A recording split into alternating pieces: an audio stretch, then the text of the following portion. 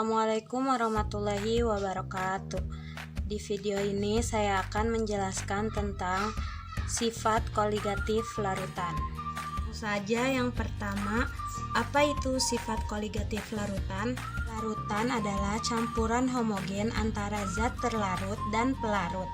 Tidak bisa mengidentifikasi, artinya kita tidak bisa membedakan mana zat terlarut dan mana zat pelarut. Terus, sifat koligatif larutan adalah sifat larutan yang tidak bergantung kepada jenis zat tetapi hanya bergantung pada konsentrasi larutan. Setiap larutan memiliki sifat khasnya masing-masing. Yang pertama, kenaikan titik didih. Kenaikan titik didih ini bisa dilambangkan dengan delta TB.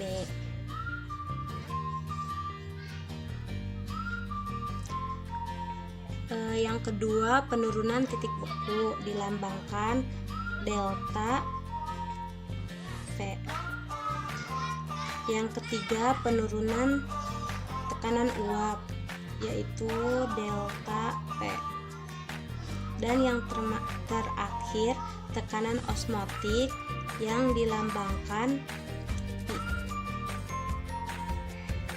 Sifat koligatif larutan ini dipengaruhi oleh jumlah zat terlarut.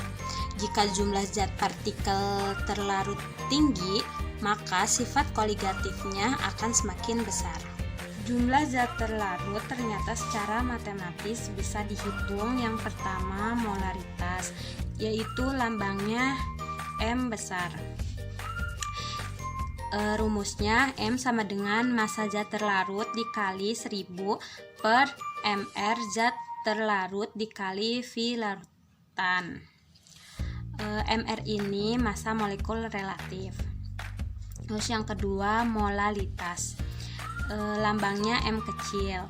Rumusnya M sama dengan massa zat terlarut dikali 1000 per mR zat terlarut dikali massa pelarut. Oh iya, yang ini V larutannya itu harus mililiter, terus yang ini massa pelarut harus gram. Yang ketiga, fraksi mol bisa dilambangkan dengan X. Di sini ada X pelarut dan X terlarut. X pelarut ini bisa dilambangkan juga XP. Terus kalau misalnya yang ditanyakan X pelarut, yang di atas itu harus NP. Sebaliknya, kalau yang ditanyakan X terlarut, di sininya harus NP. Selanjutnya yaitu diagram fase atau diagram PT. Penurunan tekanan uap. Penurunan tekanan uap atau delta P adalah penurunan tekanan uap larut yang ditimbulkan oleh zat terlarut pada suhu konstan. Tekanan uap larutan adalah tekanan yang ditimbulkan uap jenuh larutan. Uap jenuh terbentuk dalam suatu ruangan jika ruangan dipenuhi uap air sampai terjadi kesetimbangan antara air dengan uap air. Laju penguapan laju sama dengan laju pengembunan. Semakin besar tekanan uap, semakin mudah suatu larutan menguap membentuk uap jenuh. Tekanan uap larutan didasarkan atas tekanan uap larut yang dipengaruhi satu, konsentrasi zat terlarut, yaitu berbanding terbalik.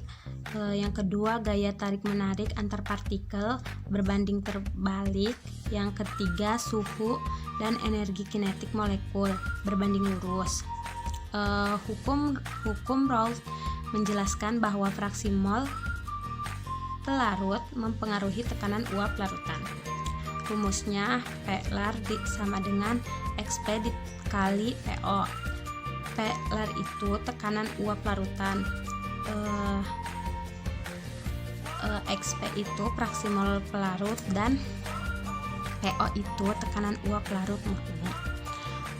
Selanjutnya, penurunan tekanan uap dapat dirumuskan delta P sama dengan PO dikurangi P, delta P sama dengan XT dikali PO.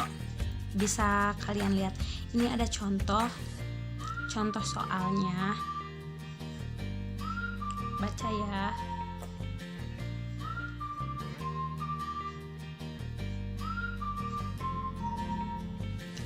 Selanjutnya yang E, tekanan titik didih dan penurunan titik beku. Titik didih adalah titik di mana air mendidih, sedangkan titik beku adalah titik di mana air mudah membeku. Titik didih terjadi pada saat tekanan uap larutan sama dengan tekanan udara luar. Semakin rendah tekanan udara, maka semakin rendah titik didih sehingga air lebih cepat mendidih di tempat tinggi. Perbedaan menguap dan mendidih bisa kalian baca.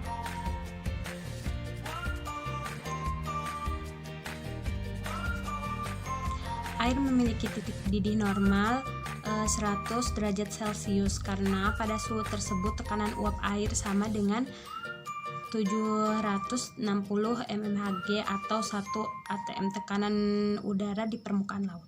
Titik beku terjadi pada saat tekanan uap larutan sama dengan tekanan uap padat. Sampai di situ video dari saya, kurang lebihnya mohon maaf. Wabillahi taufiq wal hidayah. Wassalamualaikum warahmatullahi wabarakatuh.